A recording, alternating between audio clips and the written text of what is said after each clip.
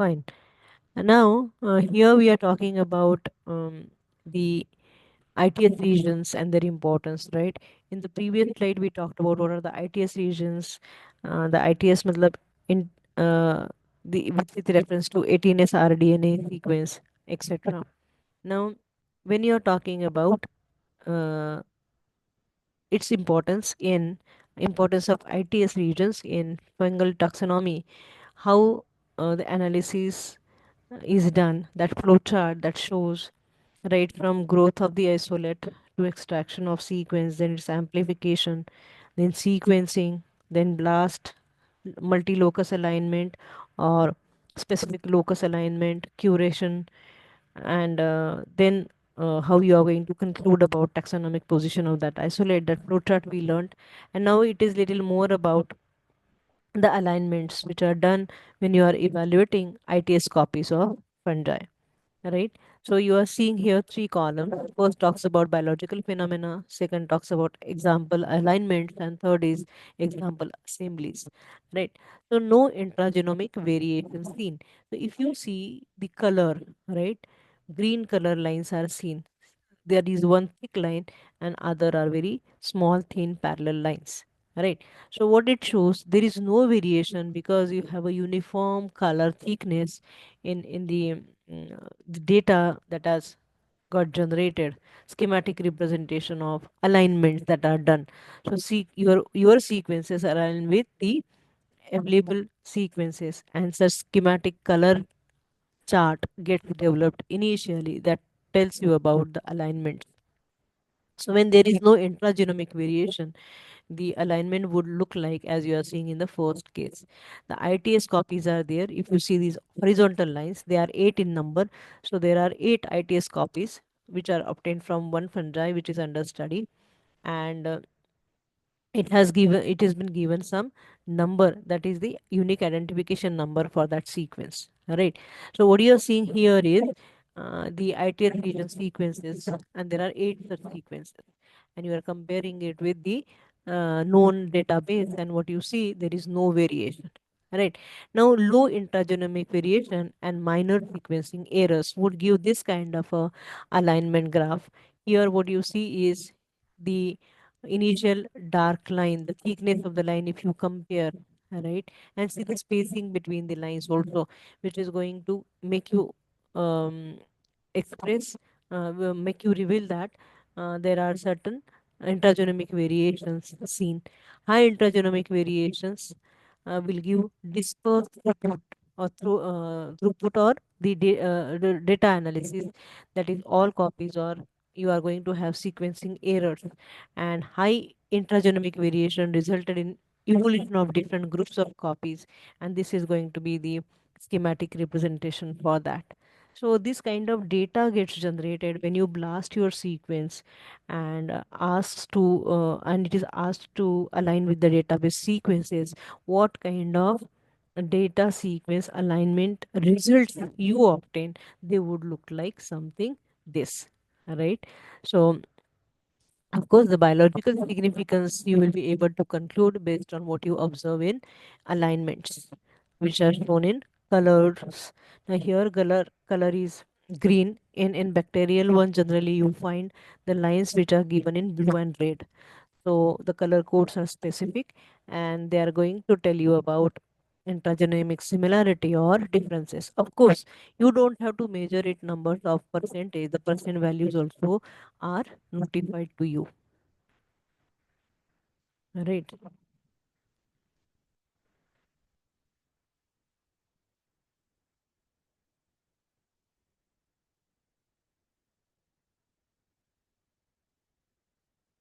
So this is the more details about the ITS region. Summarizing it, so you have rDNA array, which is going to be present between the small subunit of rDNA and the LSU, large subunit of rDNA coding regions. It is divided into two parts, ITS1 and ITS2 regions, and they are separated by the gene coding for 5.8 8S rRNA. It shows the location of ITS1 and ITS2 regions. Right now, ITS had no function. That is what. what was earlier thought of. But in 1998, scientists said probably they have important role in ribosome biogenesis. So that role was assigned to them. So these are the conserved regions, which are referred to as ITS or internal transcript spacers. And as we have discussed till now, they are present among diverse eukaryotes, and variations in the sequences will be telling us about uh, pre-rDNA maturation, how it varies, what are the similarities, and how is the maturation occurring. So the 5.8 is rRNA, 23 is rRNA also are there, but these sequences are slow evolving, and while ITS are less conserved, that means they are going to be fast evolving. So, what kind of data you want to uh, analyze? Accordingly, the sequence gene you have to choose. Do you want to go with the slow evolving, or do you want to slow evolving? That means it is most conserved, and when I say less conserved, that means it is more variable, right? So fast evolving. So accordingly, the regions have their own significance, and that you have to understand while doing the taxonomic studies using these sequences. So ITS region sequence can be uh, matched, and the phylogenetic position of the isolate can be found out. Similarly, 5.8 is RNA, 23 is rRNA. Each one of have their own significance. But ITS regions, these are the less conserved ones, and variations they will be reflected or expressed very easily. Now, also, between ITS1 and ITS2, it is reported that ITS1 is more variable than ITS2. Right. So, uh, presence of variable repeat units that are generally missing in ITS2, and conserved regions within LSU, SSU, and 5-point sRDNA are going to be important, so that you can develop the specific primer, and then that can be the sequence of your interest, the ITS region can be amplified, and further you are going to find out its sequence by Sanger sequencing method. Then you are going for BLAST and phylogenetic data analysis. All right. Uh, then another point we talked about, in many eukaryotic groups, and ITS is the popular nuclear marker, which is most commonly used nuclear gene fragment in the various studies. The internal transit spacer 1 is successfully used to test the cryptic species, right? And for instance, discovered cryptic diversity among the parasites. So one example is taken, but what you have to remember that is it useful in finding out or testing the cryptic species. All right. So two examples are given. I'm not going to go in the details of that. It is just to make you understand what ITS is and what are its properties. So when I say ITS1, it is the region which is popular DNA marker and used for identification of different species of fungi in metagenomic samples. So you are going to go with amplification of ITS1 region in an effective method where you are going to use particular primer, and of course you will be able to find out the phylogenetic position of your isolate. The region is most times the combination of ITS and ribosomal sequence, that is 18S rRNA sequence. So it is few hundred bases sequence, right? So either it is ITS1 or ITS2, or maybe the whole sequence of 23S rRNA or 28S rRNA also is amplified, sequenced, and used for analysis. Mm, Now, why we are using this uh, uh, ITS, that is clear to you, but potential reason for failure of ITS. Some, as I said to you earlier, that is, it is the best barcode, but of course there are certain factors which may compromise the result. So, what is the probable reason for failure of ITS? While classifying fungal operational taxonomic unit is especially when you are going directly with the environmental samples. When you have a pure culture isolate, then such problems may not arise. But when you are going with direct environmental samples, and in that case, higher taxonomic labels, the variability of ITS sequence itself is a challenge. High variability among closely related taxa is marked, And the ITS barcode, yes, it is of important, but generally it is found that variability is masked, and you cannot really classify it correctly. So it hinders classification of evolutionarily more distant taxa. So large sequence divergence can make it difficult find out the similarity regions or the homology in the sequence, and that is going to impair the alignment, and then you won't be able to find the proper position. So especially when it comes to classification of evolutionary distant taxa, ITS region is having its limitations. Right, many fungal DNA metabarcoding studies, they are done using ITS1 or also with ITS2 region. So in this case, the primer pairs which are used, the example is given, it is ITS3 oblique ITS4, that is the name given. What is that? It is 130 base pair long fragment of 5.8 srRNA gene. So 5.8 srRNA gene has more really less substitution rate compared to ITS1 and ITS2. That means it is more stable and thus usually neglected as a potential barcode. So barcode is going to be unique. So whatever variation is there, what is substitution is there, is unique for that particular species, right? So when it comes to barcoding of a particular fungal isolate, ITS1 and ITS2 are of importance. It doesn't mean that you don't have any importance of 23S or 5.S rRNA or 23S rRNA. Yes, they are important in taxonomic studies, but crucial is ITS1 and ITS2 when it comes to DNA barcoding of the isolate, because the substitution rates, what you're talking, are very high in case of ITS regions, right? They are less conserved.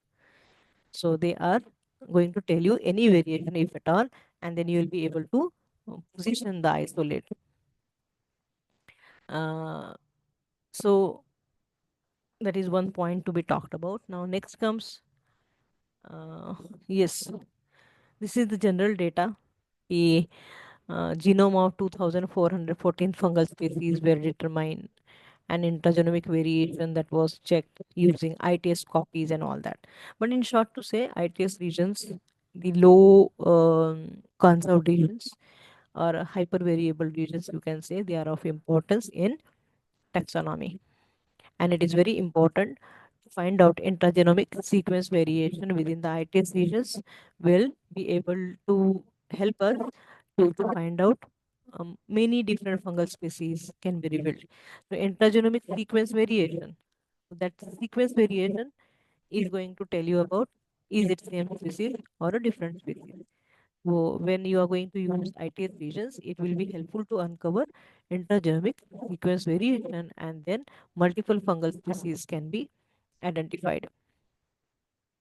Now, here DNA barcoding with ITS regions we have talked about. So specific databases that are used, the names are given here: NCBI, GeneBank, or INSD, that is national and international ones we are talking about. So they are used, they are available, and you have to identify the species based on sequence similarity. That is one approach. Alternatively, in DNA taxonomy, what is done is we have to identify an unknown species by placing it into a evolutionary framework with other homologous sequences using a phylogenetic approach. That is phylogenetic reconstruction. So you count the distance of in terms of time or distance, how to what distance the species diverge from each other, and then you are going to construct the phylogenetic tree. But yes, some barcodes, when you are talking about, due to rapid evolution and high divergence at shallower and taxonomic levels, are not useful for phylogenetic reconstruction at deeper levels. Of course, this is when it is really, when you are going to practice this processes, then you will get to understand this. But just you remember that ITS regions are unique barcodes, DNA barcode for the species level identification. Right. Now, this is what is the steps, right? Barcoding, that is uh, particular ITS region, it sequencing it, similarity profile, and then the barcode is given versus DNA taxonomy. That is what is presented in this particular slide. For DNA barcoding, what you do is you take the sequence data, ITS or other taxon specific genes are used from the fungi. So it is directly obtained from fungal fruiting body, as you see here, fungal fruiting body. The DNA is extracted from that, and then you are going to sequence it, and a blast search is conducted in INSD. INSD is International Sequence Database. For example of INSD is Gene Bank, right? Or any other specialized database also can be used. So Japanese hai, Chinese hai, American hai, like that you have many, or Indian NCBI hai, like that you have. So that is what you are going to do. So identification is based on overall sequence similarity. If 97 to 100% sequence similarity is there, then you can say that probably they belong to the same species. With other reference sequences in INSD, they were providing an identification of unknown sequence. So this similarity will be able to help you to find out the isolate, identify it, and place it in the taxonomical position. So uh, in the second case, that is when you are going with DNA taxonomy, after the blast search, the process is a little different.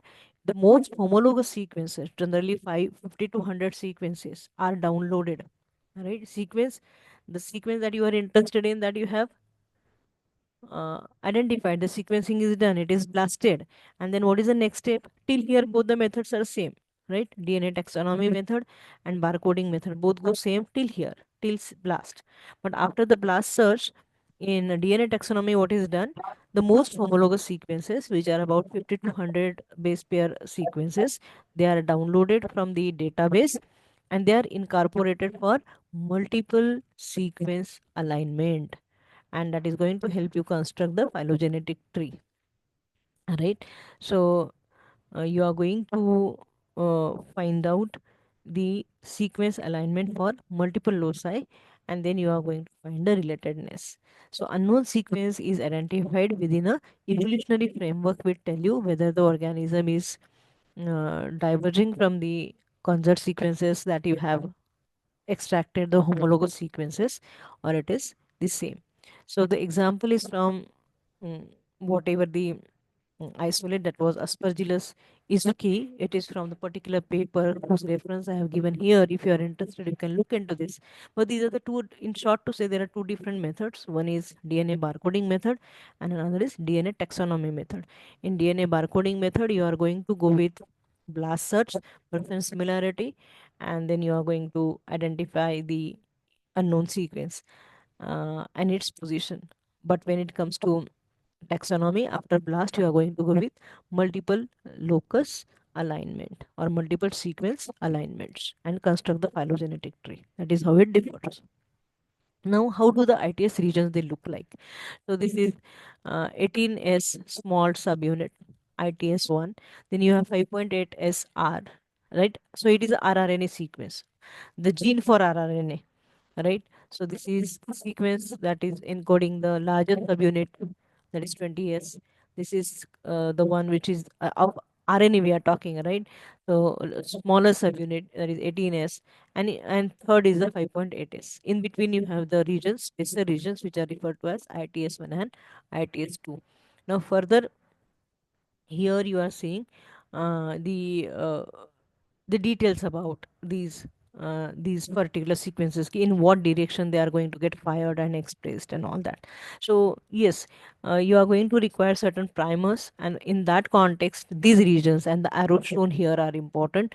So the primer design will be based on these particular regions. For example, LR3 you are seeing, so they have given the sequence in that particular region, and it is about say 18 to 20 base long. So that can work as a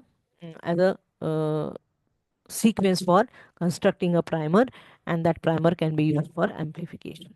All right. So here you are seeing ITS1 and ITS2 regions, and how the amplification can be done using these particular regions. the regions which are indicated by small arrows and the names are given to them. The respective sequences also are written over here. Ready, just to make you understand the position of ITS region in the entire ribosomal rRNA, and what are the primer design concept, or which particular sequence is going to work as primer, and that will help the amplification of ITS region. All right. Now, here is a summary of the previous diagram. That is fungal DNA sequence which are generated with these primers. So you have either large subunit or small subunit. So for large subunit, that is 28S, and so small subunit, that is 18S. The entire internal transcript spacer region, that is ITS1, 5.8S, ITS2, they are going to be important in molecular phylogenetic sequence for identification of fungi in a given kingdom. So why it is important? Because different rates of evolution result in different degrees or levels of genetic variation. And it has been observed that for these three separate regions, that is ITS1, ITS2, and 5.8S, with small subunit evolving slowest, thus possessing lowest amount of variation among taxa, while ITS evolve very fastest and exhibits highest variations. Right? So when you want to see the conservation or conserved regions, you should go with sequences other than ITS regions. But when you want to see the variations, you should go with ITS regions. They are to be amplified, and then sequence and variations can be pointed out. Alternatively, if the identification needs to be made at the intermediate taxonomic levels, say family or genera, then you can amplify the sequence in the LSU region. The primer combination is LROR, LR6. Of course, these names of the primer combinations you need not remember, but yes, you have to remember that if you are going with genetic variations, then you have to go with SSU, which is slowest. Then if you are going with variation among taxa, you should go with ITS. If you are going with family and general taxonomic levels, then you should go with LSU regions. So LSU regions contain D1 and D2 hypervariable domains. So these are of importance when you are going for species level identification in fungi. So this is about barcoding. So overall, when you are talking about uh, the use of DNA regions, it is SSU, LSU, ITS, RPB1, RPB2, MCM7. And this is what we have discussed in the previous lecture today, right? They are used. So this is one example and summary of that. I think advantages and limitations are summarized here. So DNA barcoding was originally coined for species identification, animal DNA barcoding system, and then it is applied for fungi also. The DNA barcoding is that interspecific variation should exceed intraspecific variation. Thus, this difference, known as barcode gap, could be exploited for species level identification. The DNA barcoding and its application and methodology have been reviewed. Yes, we have talked about it earlier also. But what is the point? You should find out that gap, DNA barcoding gap, you have to find out between intraspecific and interspecific variation. Now, when you're talking about uh, uh, major fungal phyla like Ascomyca or Basidiomycota, the largest phyla within the kingdom fungi, then mm, uh, then these regions, cDNA regions, are to be evaluated. SSU, LSU, ITS, RPB1, RPB2, and MCMC1 are to be evaluated. Also, we have talked in the previous lecture that secondary metabolites, they are also crucial in identification. So these two phyla include the fungi from which the greatest number of secondary metabolites have been isolated. So recognition of ITS as the official DNA barcode marker for fungi represents an important step ahead, which has greatly benefited research community. That is what is the popularity of the technique we are talking about. But when it comes to uh, uh, sequencing the genes which encode proteins, there is a challenge. So, protein coding genes are often difficult to amplify and sequence because they occur as a single copy within the genome rather than multiple copy tandem repeats as the ribosomal genes. Why ribosomal genes? Because they are multi-copy tandem repeat sequences.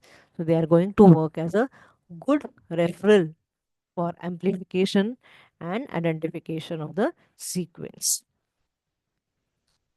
Of course, rapid identification also is important. So that is possible using next generation technique, sequencing techniques. But for that, you need to have proper primer. Proper primer should be able to collect the sequence to be amplified, and especially when it is environmental samples, not the pure culture, but environmental samples and presence of a particular sequence in a given water volume or soil volume is going to be very less. So finding that particular sequence, then amplifying is a challenge.